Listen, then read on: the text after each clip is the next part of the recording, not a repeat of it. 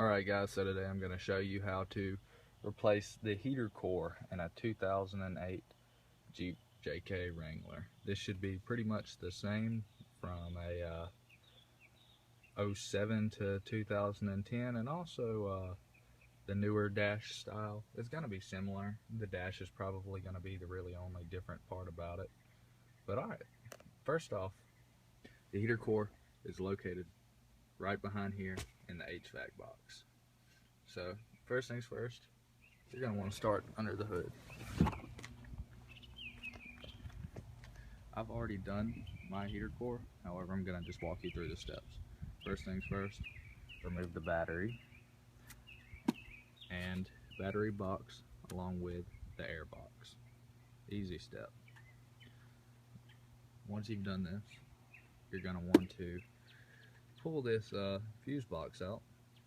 There's just 4 clips around it, and take off every plug. This will give you the main wiring harness, and it will pull right through the firewall right behind here, right behind where the battery used to go. However, you're not going to have to do that quite yet. You'll know when you need to. You're going to want to take all 4 bolts off of your brake booster, and there's one little nut right back here on the AC lines. Right here, you see the nut back there? You pull that off after you've drained your AC system, of course, and just pull it right back. And once you've completed those steps, you're on the inside of the Jeep from now on. First things first, you're going to want to start with the center portion of your dash.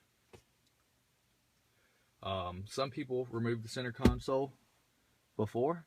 Personally, I've removed this center portion without taking out the center console many times, but it never hurts to go ahead and start by removing the center console, which has 4 bolts.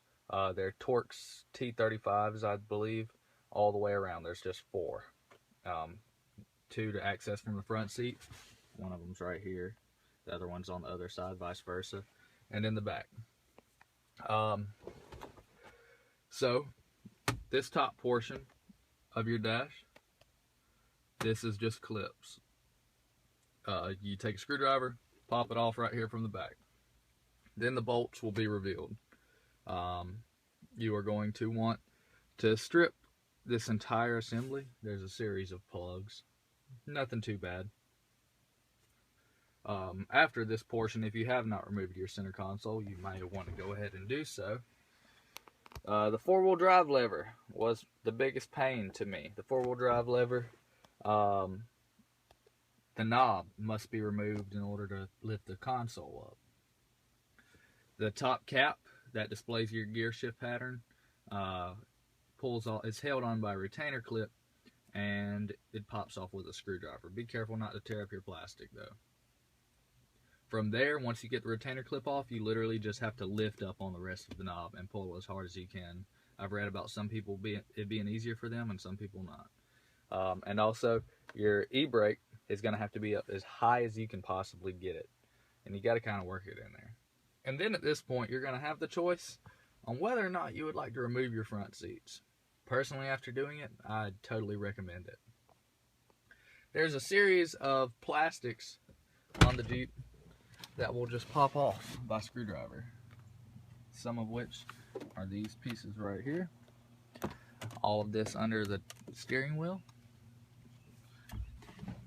along with the vice versa plastics on this side and the lower section of plastic on that right there. What all is involved with this? Well, of course, the tweeters have to come out. The brake booster bolts have already been removed. The dash has 4 studs. All of this plastic bolts onto a combination of metal and fiberglass, which is then bolted to the firewall. You have to bring this Jeep down to a bare firewall. Therefore, everything has to come out. Now is a good time to go ahead. Well, before you started all of that, it was probably a good time to go ahead and straighten your wheels, which they should already be straightened if you park regular. And you're going to want to get 2 zip ties and zip tie your steering wheel straight, because your entire steering column is going to have to come out. The steering column is held in by 4 bolts and 1 bolt that goes to the shaft. The reason for binding down the wheel is because there's a little piece of technology in here called a clock spring. And once you disconnect your wheel from the shaft and the wheel free spins, it's over. You just lost $250 on one little really hard to install part. You do not have to remove the wheel from the dash if you choose not to. However, I totally do recommend it, just for the ease of not having to worry about the clock spring. And also, it's just, this dash is really, really awkward. So from then on, you're going to want to start by removing plastics around the wheel. You have sections right here, right here. In order to get to that, the amplifier is hidden back there, right up under the wheel, behind some of the plastic you will have already pulled off. And once you begin pulling the plastics off, just go ahead and realize that you're going to have to unplug every single plug that you see. There's plugs under the center console. There's multiple sets of plugs connected to the wheel. There's a series of plugs behind this section. The gauge cluster will have to come out. There's a series of plugs behind the gauge cluster. And once you get the column out, it's time you can go ahead and start unbolting the dash itself. You'll notice that the dash bolts are larger than the others. You can see right here, you see that little silver bolt? Those are probably the most hidden bolts. Other than that, those will just come out just by removing this piece of plastic right here. There's also some bolts right directly under here, these little tabs that you'll see. Do not lose your tabs, or because you will not find them, and you will probably not find a replacement. And there are also bolts under the dash. Once you get to that point, you're going to have to muscle it out. That's just how it is. You got to muscle it. It's very heavy. It's very awkward. You can see I scarred up my door a little bit. I also recommend taking off the doors. Then, once you get the dashboard out, you will have pulled out the wiring harness from up forward. The entire wiring harness has to come through the firewall. There's no way around it. And then you will see the HVAC box bolted onto the back of the dash.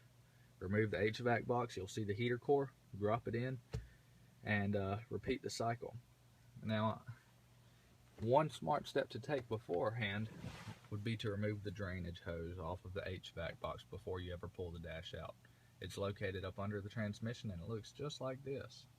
I did not do it, and when I put my dash back in, I pinched the hose, and my HVAC box filled up with water, and every time I took a really hard turn, water would slosh. I could hear it slide over to my fan, which is located behind that portion of the dash, and the fan would get hit by the water, and it would splash, and water would still steadily run out. So I had to go up under there and try to pull this pinched hose out, which I finally got it, and probably drained about 2 gallons of water out of my system. Other than that, the rest went in my floorboard before I even started.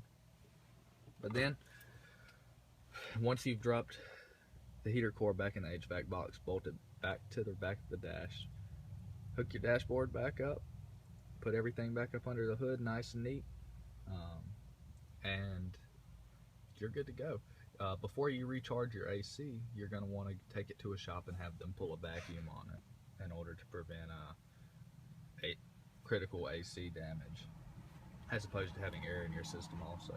The reason I did this video was because there are no other tutorials on how to change a heater core in one of these vehicles.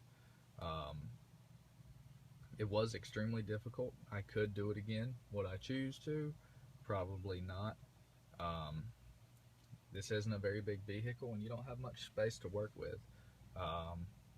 If you get mad or get lost, just take a break instead of tearing it up, because this plastic that they used on the dashboard, it's all very cheap. It scratches very easily, and you know, these are expensive vehicles, and you really don't want to mess it up any more than you already have.